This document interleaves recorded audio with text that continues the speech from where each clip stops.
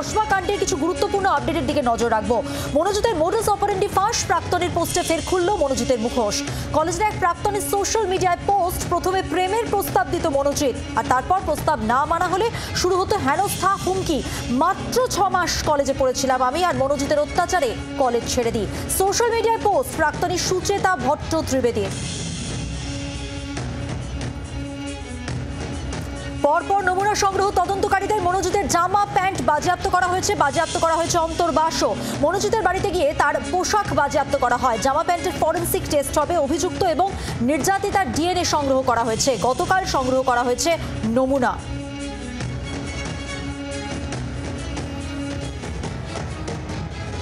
কসবা তদন্তে বাড়ানো হলো সিটের সদস্য, আরো 4 জন অফিসারকে যুক্ত করা হলো। এক লেডি সাব ইন্সপেক্টর ও 3 জন সাব ইন্সপেক্টরকে যুক্ত করা হয়েছে সিটে। আগে একজন অ্যাসিস্ট্যান্ট কমিশনারের নেতৃত্বে 5 জনের টিম গঠন করা হয়েছিল, আর সেই টিমকে সাহায্য করবে এই 4 জন। মনোজিতের কুকীর্তি কি জানতো তার পরিবার? ছেলের নামে আগেও নোটিশ এসেছে। পুলিশ এসেছিল বাড়িতে নোটিশ দিতে। খেলা নিয়ে কোনো একটা গন্ডগোল হয়েছিল তার জন্য। জি 24 ঘন্টায় সুপার এক্সক্লুসিভ মনোজিতের বাবা। তবে ছেলের কুকীর্তি ফাঁস হওয়ার পর মুখ খুলতে নারাজ মনোজিতের মা। মোবাইলের ভিডিওর পর এবার কলেজের সিসিটিভিতে মিলেছে অভিযুক্তদের বিরুদ্ধে জোরালো প্রমাণ। ছাত্রীকে টেনে নিয়ে যাওয়ার সেই ছবি ধরা পড়েছে ফুটেজে। গেটের কাছে লাগানো সিসিটিভি ফুটেজে ধরা পড়েছে সেই ছবি। আর দেখা গিয়েছে যে ব্যাগ নিয়ে হন্তদন্ত হয়ে গেটের দিকে হেঁটে আসছেন ওই ছাত্রী। তার পিছনে আসছিলেন মনোজিতের 2 শাগরেদ, আর তারা ছাত্রীকে টেনে নিয়ে যাচ্ছে কলেজের ভিতরের দিকে। তাকে টেনে নিয়ে যাওয়ার বেশ কিছুক্ষণ পর ছাত্রীকে বেরিয়ে যেতে দেখা যায়, আর তারপরেই একে একে অভিযুক্তরা তারাও বেরিয়ে যায়। সেই ছবি ধরা পড়েছে সিসিটিভিতে। খবর সূত্রে ল কলেজে গণধর্ষণের ঘটনা ইতিমধ্যেই পুনর্নির্মাণ করেছে পুলিশ। হেফাজতে অভিযুক্তদের মুখোমুখি জেরা করা হয়েছে।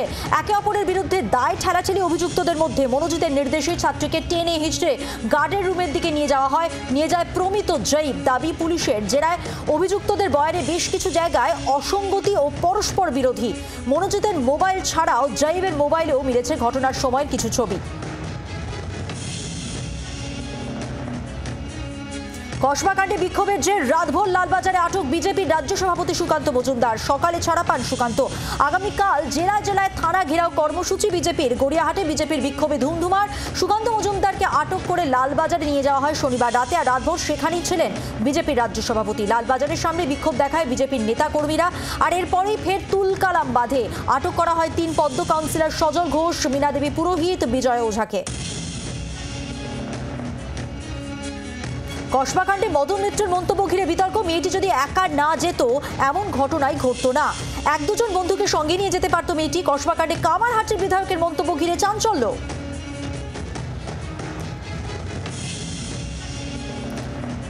কসবা কাণ্ডে মদন মিত্রের মন্তব্য নিয়েও বিতর্ক। কল্যাণের মতো মদনের মন্তব্যে দূরত্ব রাখলো নেতৃত্ব। তারপরেই সোশ্যাল মিডিয়ায় পোস্ট মদন মিত্রের।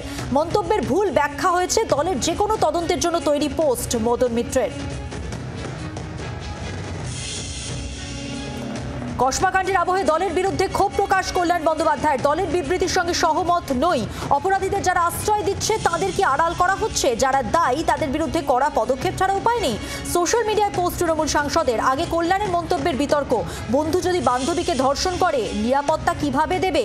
কলেজের ভিতর পুলিশ থাকবে? মন্তব্য করেন শ্রীরামপুরের তৃণমূল সাংসদ। আর এরপরেই সোশ্যাল মিডিয়ায় পোস্ট করে দূরত্ব তৈরি করে নেতৃত্ব। কল্যাণের বিরুদ্ধে তোপ দেগে পোস্ট মহুয়া মৈত্রের।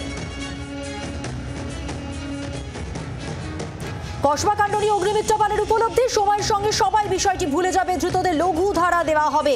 আমাদেরও মাথায় থাকবে না ফলো আপ করার জন্য। অগ্নিমিত্রার মন্তব্যে অস্বস্তিতে বঙ্গ বিজেপি।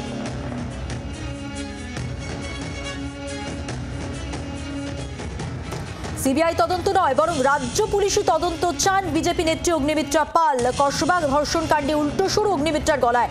আরজিকর কাণ্ডের তদন্তে সফল নয় সিবিআই, তাই পুলিশি তদন্তে আস্থা প্রকাশ করেন তিনি। অগ্নিমিত্রা পালের মন্তব্যে চাঞ্চল্য রাজনৈতিক মহলে। বাংলার আওয়াজ, বাঙালির আবেগ, জি 24 ঘন্টা।